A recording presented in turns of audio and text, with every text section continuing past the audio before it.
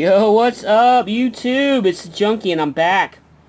This is a update video for my one video that I made about the hot books of the week getting damaged at shops and how it's a coincidence and all that. So I have to do an update video just to tell you guys what happened, what's going on with that. First of all, thanks for all the comments. Jesus Christ, there's like 50 comments on that video, and a lot of you guys are feeling my pain. So thank you for all the comments. I will respond to all of them. It's going to take me a couple days to do it because they are lengthy and they're going to be lengthy responses. So I do appreciate everybody that watched that video and shared your experiences with your local comic book shop. You know, and know that it's just not an isolated incident. It's happening all over the country with books.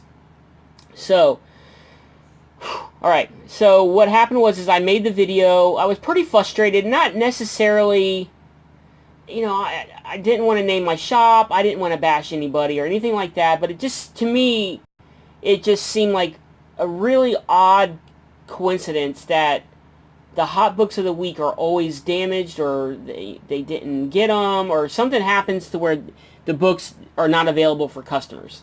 Okay, so I made the video. You know, I made it in the heat of the moment. I was pretty frustrated, so when I made that video, I was pretty upset. So I posted the video, and it started getting immediate hits and responses and views, and people sharing their, you know, their stories about their shop, you know, how it happened to them. Some people say it doesn't happen to them, which is awesome. So I posted the video, and then probably about an hour after it had already uploaded and was up for everybody to view, I get a call. I get a call from, I believe he's the regional director for the comic book shop that I go to. It's a chain of stores here in Florida. They may be out of Florida, but I know they're here in Florida. And he used to be the manager at my current LCS. He fucking super nice guy. Just an awesome dude. I'd go in there on Wednesdays and we'd shoot the shit while, you know, I got my books. Just a super nice guy. Did bend over backwards to get you whatever you needed. And yeah, so I don't want to mention any names. I don't want to mention the shop, but if you guys have been watching my videos, you know what shop I go to. But this particular guy is now, he's moved up through the ranks. He's like, I think he's like a regional director or a regional manager or something like that. I know he's in charge of a bunch of different shops. And so he gave me a call, and he, you know, he watched my video, and he saw that I was frustrated, so he wanted to call me and you know, explain to me the processes that go on at shops. So, you know, he said that he got in at my particular location, the new Tampa store, received 28 damaged copies of this book here, House of X #3. So if you guys didn't watch the first video, my frustration is that I have 4 copies on my pull list, and I only received 1. And they claimed they were damaged, and that they were going to get a reorder in, and when they got those in, I would get my other 3 copies. But a lot of times Marvel won't do that, or Diamond won't do that for certain books. So I wasn't real confident that I was going to get the copies that I wanted. So like I said, he watched my video, he called me, and he just wanted to explain to me the process that went on, that they received 28 damaged copies of House of X. And that if I wanted to, he would meet me at the store. I think he's based out of Kissimmee or Lakeland, one of the two. That he would meet me at my shop, and he would show me the damaged books and show me the invoice that they had to send back to Diamond of what was damaged. Which I thought was pretty cool. I mean, I couldn't take one offer because I usually work all days on Tuesdays. I'm usually off on Wednesdays, which is nice. But he did offer to let me come in, and if I wanted to, I could dig through the damaged books and pull them out and buy them. But he said they were pretty messed up. So I'm taking his word for it, because he's a straight up guy. He's not a bullshitter.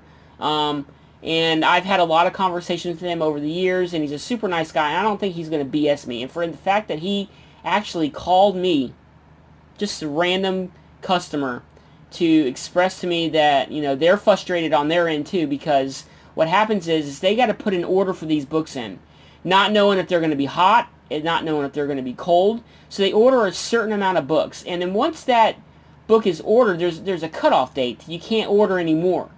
And so he says they have to really base it on their previous sales of that book, of that title, hype around it. At the time, there was not really a lot of hype around these books until it started coming out. Then that's when everybody started wanting the issues, because they knew they were hot.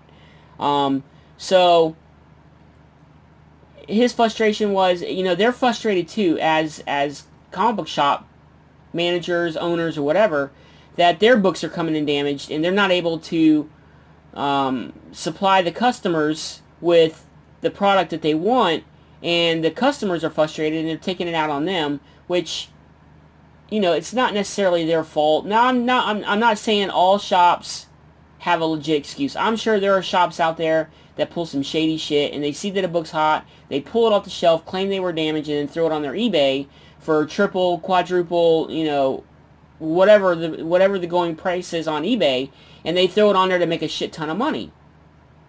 I'm not saying all shops are like that. Some shops are legit. He offered to let me come in on on Tuesdays when they get their shipment in, and I can see how that Diamond packs their comics.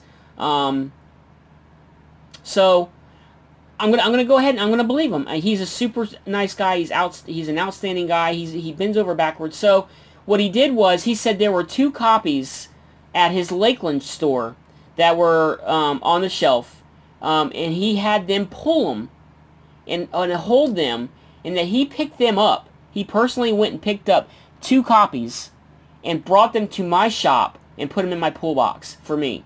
Now, he said, you know, he would also give me his own personal copy, which would make my 3rd copy, to put in my box to satisfy my 4 copies that I wanted. I said, dude, don't do that.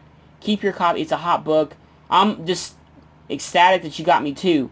So he personally delivered these to my shop and put these in my pull box.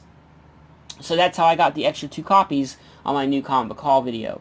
So yeah, it's you know, he said Diamond, they go to like seminars, and Diamond says there is a new box coming out that will protect the books a lot better. They're going to hire employees that tend to take care of the books a little bit better than what they have. I think they have a warehouse, I think in Georgia or the Carolinas or Tennessee, somewhere out there in the South. They have that's where their main distributor is, and the people that they hired were like temporary people. So they may not take care of the books like somebody that works there that knows how people value comics.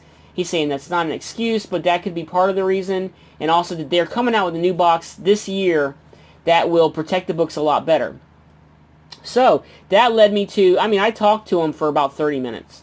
That led to my question was, I went to another shop to pick up some books, and I noticed that they're 1 for 10. They had like 5 of them on the shelf, but they didn't have any regular books, and they claimed they were damaged too. He said what happens is, on the variants, the ratioed variants, the 1 for 10s, 1 for 25s, 1 for 50s, Diamond had realized that those books in the past were getting damaged too, and those are more expensive comics than the regular cover A's or cover B's. So what they did was they started packing them in bags and boards and shipping them separately in a Gemini mailer to the shops. So that's why if you go into your shop and they don't have any cover A's or B's, but they have a ton of the 1 for 10s or the 1 for 25s or 1 for 50s, that's why, because they're not going to get damaged because they are getting shipped in the Gemini mailer in a bag and board.